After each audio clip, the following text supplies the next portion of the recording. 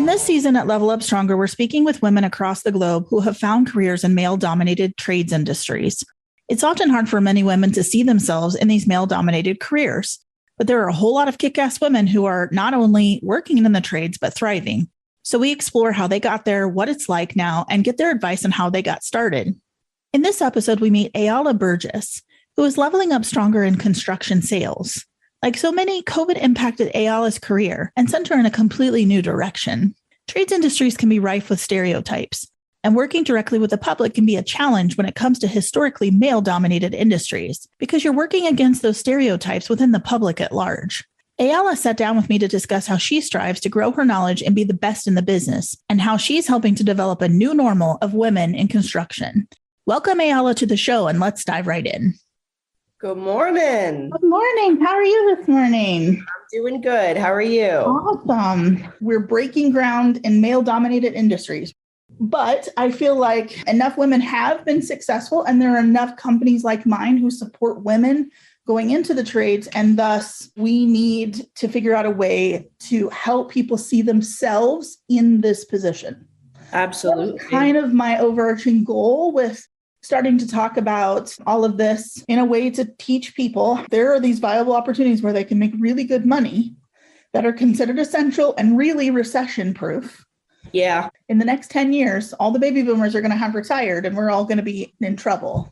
Yeah. So. It's kind of funny that you mentioned that about the whole recession and COVID and everyone losing their jobs. That's how I got into construction. I was the sales coordinator for Hilton Hotels and I managed all their social media. I did like the marketing stuff. So I had a very comfy, cozy job and I thought I was secure there. I'm like, I'm going to retire with this company. And then COVID hit and they cut literally everyone from the entire hotel except for the managers. And I'm sitting there going, what am I going to do? I have no money. I'm going to be on unemployment and I have to figure something out. I was very, very lucky. And my CrossFit coach actually was in the roofing industry. So he had already known me for a year. He saw what I was going through and he took me under his wing, took me up on a couple of roofs and explained to me like, look, this industry is something that is not ever going to fail. It doesn't matter how bad the economy is doing. People need home repairs. People need roofs. People need plumbing. People need electrical. If you can get yourself into this industry and just not be scared and just go for it. You don't have to worry about if people are going to accept you or not, because it doesn't matter what job you go to. You could go to work in a hotel or a cleaning company or in retail. There's always going to be someone negative, someone unpleasant to deal with.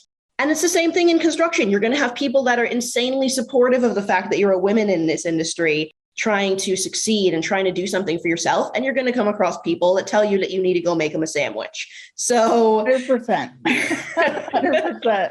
100%. And like you, I think sometimes an opportunity is handed to you and you have no choice but to just say, hey, look, I'm going to run with this and see where it goes. Yeah. I started out like doing property cleanouts on foreclosed house. That's how we started the business. And then in an 8-10 year trajectory, now we're managing giant military bases and federal courthouses, right? And I'm sitting as the COO. So if you say yes to the opportunities that come your way, and don't look at something and think, oh, I don't know that I fit. Like I never saw myself actually physically going and trashing out foreclosed properties like that. It was the worst year of my life, by the way. Hands down. Absolutely. It was terrible. But that's what got us here. That's what got us the experience to then go launch into military projects. So you just never know, right? What is a day in the life of what you do? Sure. So I do a lot of different things. I wear many hats. I am a project manager. I'm a design consultant. I'm a store trainer. I work for Home Depot Installation Services, which is a branch of Home Depot. A lot of people think I work in the stores. I'm not sitting at a desk and telling people, oh, it's going to be $500 for the store. I'm out on the road all day long. My territory is all of Brevard County in the Space Coast and all of Indian River County, which includes territories about an hour south of here. So I wake up at about 7 a.m. My first appointment starts at 9. I could be working anywhere within an hour of where I live, but I have a company car, so it's okay. What I do is I go out to people's houses. I inspect their windows. I inspect their patio doors. I take measurements. I build estimates. And I build custom quality items for my customers. So I'm not just trying to replace what's there for as cheap as I possibly can. I'm making sure that whatever I put in their home is something that is going to solve whatever problems they're facing, whether that's heat or if they're in a bad neighborhood and they need protection from break-ins, if their main concern is hurricanes, if they're trying to get tax credits for energy efficient products. There's a million different reasons why people do different construction projects. I specialize in windows and patio doors right now, but what I do as a design consultant and as a sales contractor, and what's really nice about this career is I can hop over to anything I want. I could be a salesperson for electrician projects. I came from the roofing industry originally. So I sold roofs. I worked with litigation. I worked with insurance companies. So it's a different day every day. Some days I could be at 6 or 7 different houses doing what I just mentioned. Some days I could have one appointment and the rest of the day I'm going to sit at home and do paperwork and follow up with phone calls. Other days I might be doing store trainings and be presenting PowerPoint presentations and teaching the different store employees about building code, about installation techniques, about windows in general, about hurricane testing. There's so many different aspects to my job and there's so many different things that I get to do that it's perfect for someone like me. I'm not diagnosed with ADHD, but I certainly feel like I have it. I'm one of those people that are constantly on the go. I love the fact that my schedule is insanely full all the time. And a lot of my friends don't really understand it because I'm on call constantly. So I can't necessarily make plans to go and do things. I don't have a set schedule. It's not a 9-to-5 job. I'm always on the clock and I'm okay with that because, for instance, we were just talking about COVID and everyone losing their jobs and how I got into construction. Within 8 months of me joining this industry and doing construction sales, I paid off $20,000 in credit card debt. I paid off a $16,000 new used car that I just got. I saved up enough to buy a house, so I'm now a homeowner. We're talking about 8 months here. That's a very short time to enter an industry with no knowledge and suddenly be debt-free and be a homeowner. Like, this is stuff that people work for 20 plus years to be able to do. So there's so much opportunity with what I do in this job with doing construction sales of any type. Because like we said, this industry, it's recession proof. It's something that's needed constantly. And Melbourne, Florida, specifically where I live, just got named number 4 in the America's top places to live. So we have tens of thousands of people that are moving down here every day, and they are all renovating their properties. So it's a great job. And what I'm doing all day is building relationships, talking to people, selling projects, informing people about what their requirements are, because Florida is very, very different than the states up north in the way that things have to be built and inspected. There's a lot more codes, a lot more standards and requirements. So I'm making sure that I'm informing people properly of what they need to do so that they understand the scope of their projects. So that's really awesome. And I think it's great that, again, and this is where I keep going back to, like, these are industries that it doesn't take a college degree. You're not going to have to spend years and years and years in training. Often it's a little bit of training and you're right in the field, right? And the upward potential in salary is phenomenal.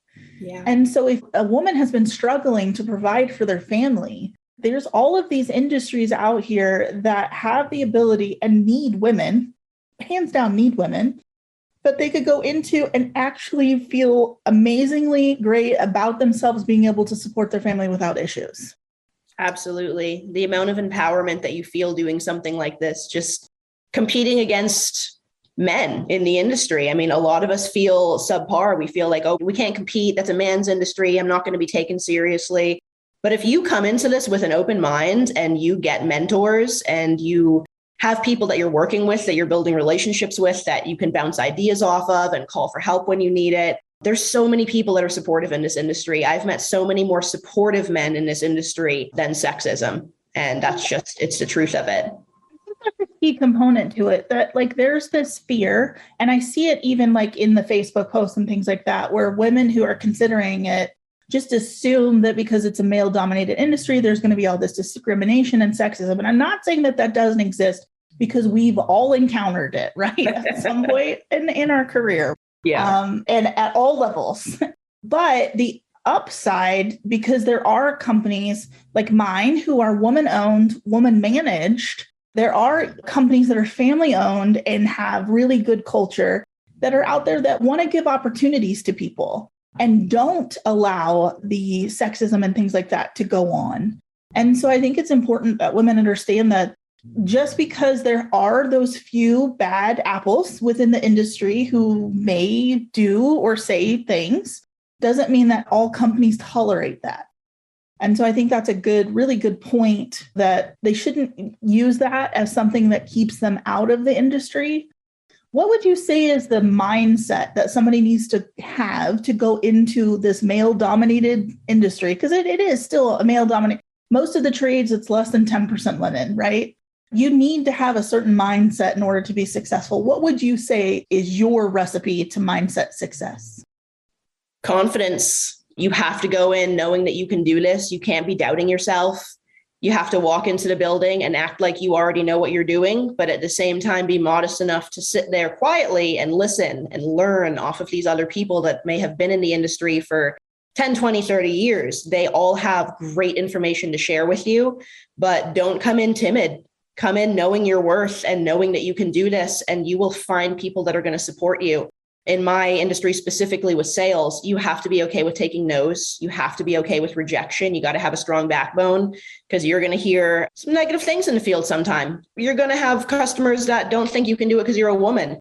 And what you need to do is have so much knowledge about what you do that they can't possibly doubt you. I like to call myself a construction nerd. I sit at home reading building codes at night for fun, because I truly love my industry that much. And I want to make sure that I know exactly what I'm doing with everything. I want to be able to come right off the bat and have an answer when someone asks me a question, and not be going, oh, well, I don't know, I'm new, let me figure it out, let me call my manager.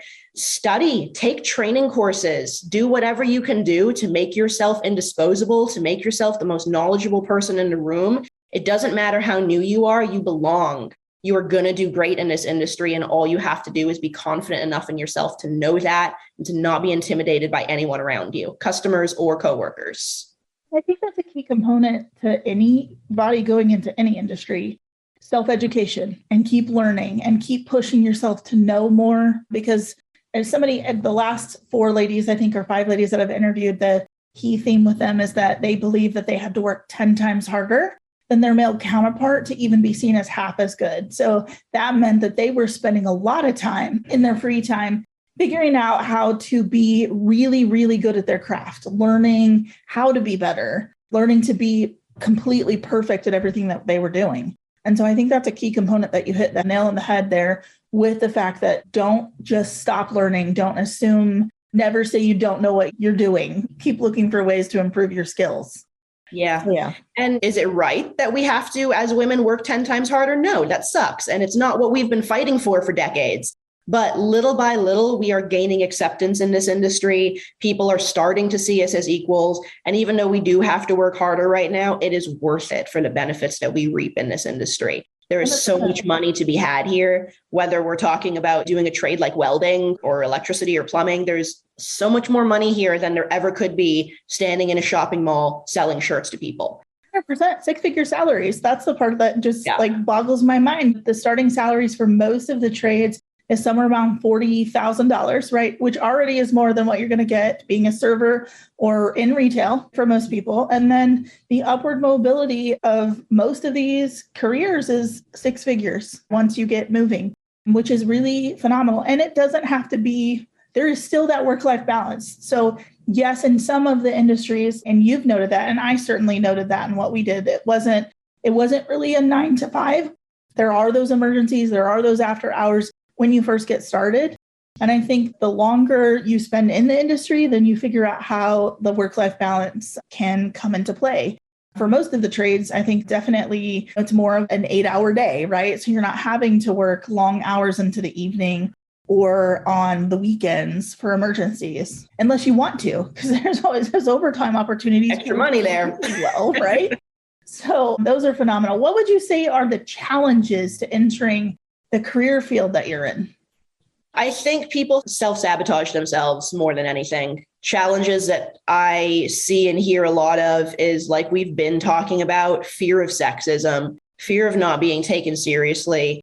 And really, it's just something that you have to mentally overcome by yourself and understand that not everyone's out to get you. Not everyone is here to see you fail. There's people out there that want to see you succeed, that are going to push and fight for you, that think it's so cool that you are a female in the industry and they're going to refer you. and use your businesses just because you're a female.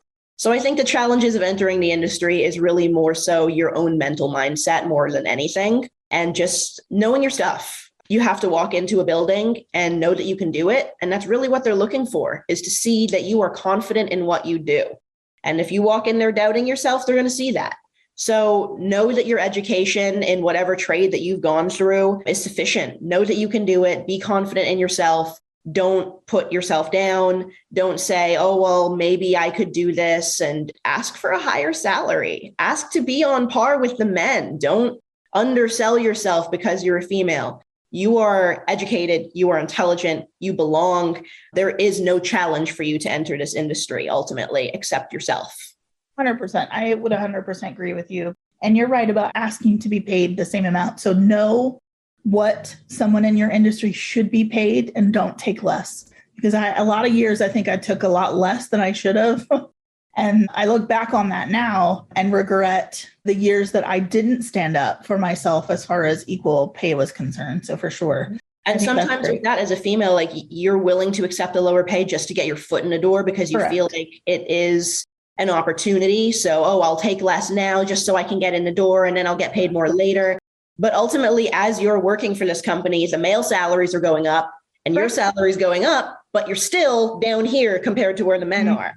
And it's not fair because you're doing the same job. And like we just said, you're doing it 10 times harder. So you deserve equal pay. Absolutely. 100%. I would 100% agree with you. If you could give advice to any of the women sitting out there at home who would be listening to this podcast, who are considering that trades may be something that they would like to dip their toe into, what would be your advice to them on how to get started? It's very personal with that. I mean, everyone wants to dip their toe in the water a different way. You can find someone in the industry to be your mentor and ask them to go do a ride along and go see what their day is like. See if it's something that you'd enjoy doing. There's programs out there that offer you it's like a training course that goes on for a few months, and you learn about the different trades and the different industries. And then you spend about a month in the field actually doing those different trades. That's a phenomenal program if you can find one in your area, because it gives you an introduction to around 8 or 10 different industries. So you can kind of see all of them at once and decide what's right for you. Of course, it costs money to go through, but if you're serious about making a lot of money in the long run, it's well worth it. It is an investment into your future. So I highly recommend doing that. And just building a network, build professional relationships with people in the industries you're interested in. You can do this even on Facebook, but you can also do it through other websites, and just finding people that do what it is that you want to do, following their pages, seeing what they do, creating a connection with them, message them, reach out to them. People are happy to help people coming into the industry. Success is built on helping others succeed, and successful people know that. So when you reach out to someone who is doing well in the trades, they will be happy to answer your questions. They may even be happy to be your mentor. I've used that word a few times now, but having a mentor in the industry is so important if you're coming in without any knowledge, because they're going to be your bread and butter. They're going to be the people that you come to with questions, that you come to for help, and they are your resources. Having resources in this industry is so important because you can't do it alone. There's so many different facets to everything. It's important to have relationships with not only the people you work with, but other people as well. Like for me with sales, I have relationships with real estate agents, with loan officers, with tax people, CPAs, lawyers, general contractors, handymen. And these are all people that I speak to on a regular basis, that I deal with for business. They create a buzz so that when people are talking to them about windows, they go, oh, I have a window person. Here's her phone number. And that ensures my long-term success too. So just build relationships. That's the most important thing you can do. 100% agree, because I think in building those relationships, you then leverage someone else's knowledge or how to get past all of the pitfalls that they went through along the way, right? And so I think it's super important to just spend some time getting to know what someone else who's already done it, how they got to where they are. And then it's really important for people to, as you mentioned, mentor others, because I think if you've been successful, it's kind of your due diligence to reach back and help other people who need to come up, especially right now with women. So I encourage everybody, all the women in this industry, look for a sister who's coming up along the way who might need a helping hand. and figure out how you can point them on the right path. Because the last thing you want is for people to have to go through all of the pain that you went through, pain and trials to get to where you are, because that would be sad, because then we'll still be right where we're at in 10 years. Yeah. Your growth can happen 10 times quicker if you have people behind you. Absolutely. I was lucky enough when I entered the roofing industry, there was a woman there named Agatha Hall, and she's now left the company, but she is the national social media and marketing director for our RCA roofing here in Florida. And she's phenomenal. She taught me how to brand myself on social media. Just watching someone with that amount of tenacity and energy, networking in a room of 400 people and building these relationships, I mean, instantaneously, she's automatically friends with someone. So I was able to learn that from her, and that's really helped me with my social media branding. There was another woman, and we're still friends. Her name is Peller Allwill. She works for Hippo Roofing up here in the Space Coast. And she worked for many years as a large loss contractor for commercial buildings for roofing. So she has this insane amount of knowledge, and she really helped me to learn little things, little nuances, and how to overcome issues like you were saying, so that I didn't have to go through them. And we're still friends, even though I'm no longer in the roofing industry. It's great because we throw referrals back and forth at each other. If I have questions about, oh, hey, how do I do this permitting thing? She can still answer those for me. So yeah, just having people in the industry that you can speak to is vital to your survival and your success. Well, I think you mentioned social media as a way that you are figuring out how to connect with other people in this industry, which I think is a key component.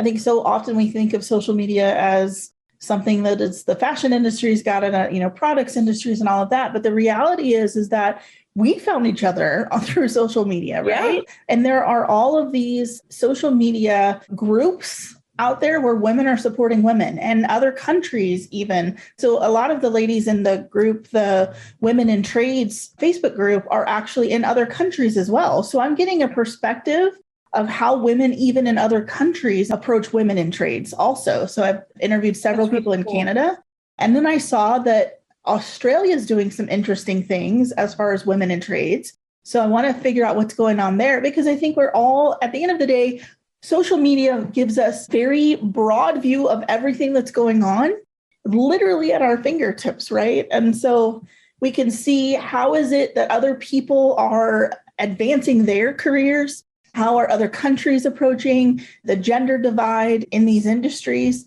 and use that as a platform also to brand yourself, because at the end of the day, your network is what gets you ahead. Yeah, your network is your net worth. Absolutely, 100%, especially if you're in something like sales, where as much as you are selling the products, you're selling your knowledge of the products, right? So I think that's an important key component of all of this in being able to brand, network, and utilize your knowledge. Have you considered doing anything like, I don't see enough women on Facebook or Instagram or even TikTok explaining or showing what they're doing in their industries? Have you considered any of that? If you go and follow my Facebook, it's just first and last name, E'ala Burgess. If you go and look me up, I post videos all the time with tips and tricks for homeowners showing, hey, if you have this type of window, here's a building code restriction on that. If you get an estimate with ASTMA 1996 rating on it, here's a difference between that and a Miami-Dade certification. So I love education. That's my favorite part of my job, is helping homeowners, helping people understand what it is that they're looking at. Because ultimately, all a homeowner sees is a number. So they don't understand that this product grade is regional versus this product grade is national. They don't understand that this person has not put any of the building code upgrades into their estimate, which is going to cost $2,000 more at the end. And that's where people get upset, is all of this money getting added at the end. And it's because either a lack of knowledge of the salesperson or just a general shadiness of, hey, I can make my estimate lower in the beginning, secure the job, and charge it at the end. It's not a morally or ethically good way to do business, but it's the way a lot of people do business out here, unfortunately. That's exciting that you're doing that. So I definitely give you props for seeing that that is an important aspect of your career, because giving back in that way is, like you said, helping people. And at the end of the day, that's also projecting your brand to the public, right? That you are an honest contractor who's here to help. So that's phenomenal. Phenomenal. And I want to mention as well, before we shut off here, there's a couple of national groups that have chapters all over the country. And I want to give that information out to anyone who may be watching today. There's the National Association of Women in Construction. They're a fantastic group. They have women from all different industries of construction. So it's very easy for you to go to one of their meetings, meet different people from the places you may be interested in, and talk to them about going to see what it is they do on a daily basis. If you decide to join the chapter, they do education every month on different parts of the industry. They bring in suppliers and producers to talk about different products.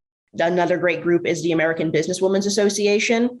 This one has different people from all walks of life, professors, doctors, local business owners. It's a great opportunity to network with some very high profile people in your community.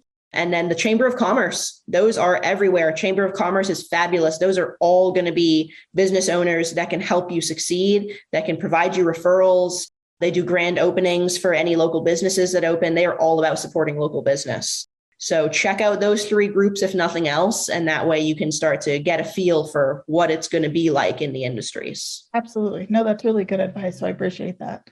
Anything else that you want to tell us about the industry? Any parting words? Anything I can answer for you even and help you with?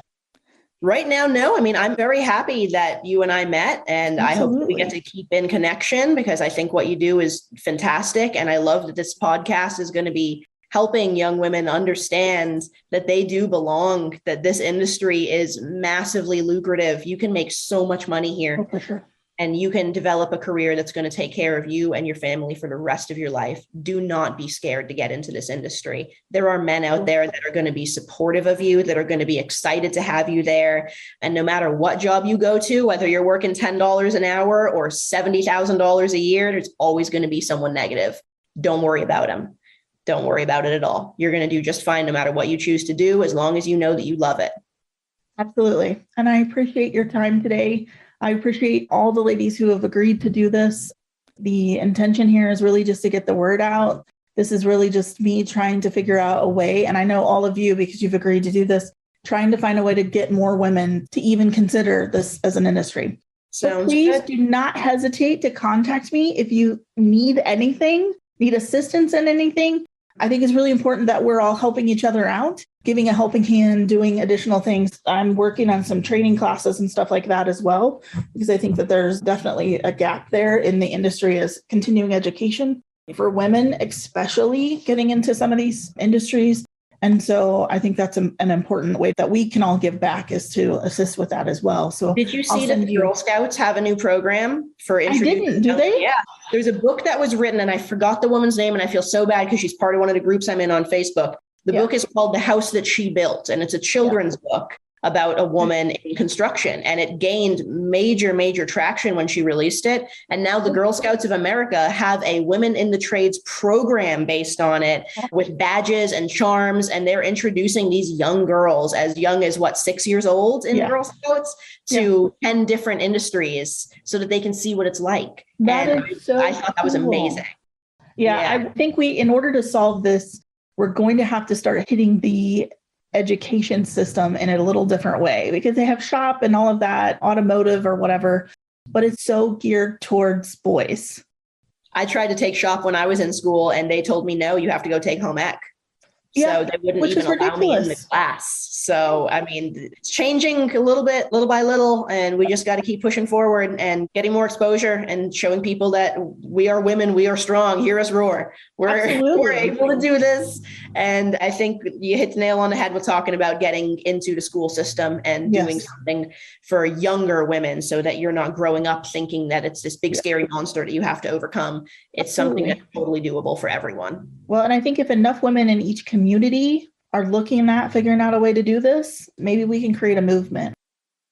Women can survive in any career, but we're finding women who are not only surviving, but really thriving in creating rewarding and successful careers in trades. We commend E'ala and other women who have seized the opportunity to level up stronger into trades. E'ala shows how pivoting from fieldwork to sales can be monumentally rewarding, and through hard work and diligence, you can accomplish security and thrive as a woman in the construction industry. At Level Up Stronger, we're striving to help these women improve their lives, provide for their families, and build a career. And what a better place than the trades, where women can be recognized for their competence, expertise, courage, and craftsmanship. We encourage all women to consider these industries, talk to a woman in the field like E'ala, and get their perspective on how rewarding this experience has been. This has been another episode of Level Up Stronger. Join us next time for more life of women in trades, careers and education, and so much more, and discover how you too can level up stronger in your life.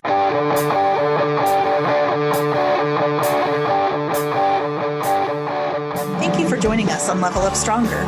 For references to resources mentioned in this episode and to receive updates on future podcasts, check us out on social media or at levelupstronger.com. And remember, each time we take risk, educate ourselves, and apply what we've learned to our lives, we level up stronger. Each time we level up stronger, we have the opportunity to reach back and contribute to someone else's success too.